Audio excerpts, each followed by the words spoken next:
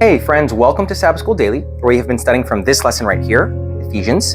Today, we're starting a brand new lesson, lesson number 12, which has the title, The Call to Stand. The memory verse this week is going to be Ephesians chapter 6, verse 10 and 11, that says, "Finally, be strong in the Lord and in the strength of his might.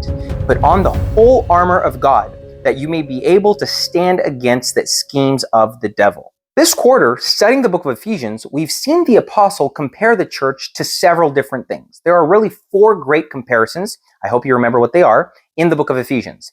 The church as the body of Christ, the church as the temple of Christ, and the church as the army of Christ.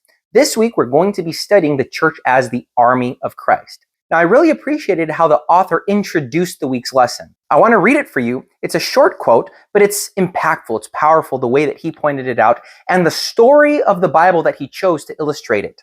Pay attention. It says, "Bleary-eyed, the servant stumbles out of his lodgings and sees an alarming sight. A large, well-equipped and hostile army with troops, horses, and chariots everywhere. Speaking to the prophet Elisha, he stammers out the news, along with his harried question, 'Oh, sir, what will we do now?' Elisha responds, 'Don't be afraid, for there are more on our side than on theirs.' A response that fails to register in the face of his servant. Elisha, pulling him close, prays for him, saying, 'O Lord, open his eyes and let him see.' The prophet's prayer is answered immediately. The servant steps to the ramparts again, but this time the veil between the seen and the unseen lifts. He now sees not one army, but two. The Lord opened the young man's eyes, and when he looked up, he saw that the hillside around Elisha was filled with horses and chariots of fire." You'll find that in 2 Kings chapter 6, verse 15 through 17.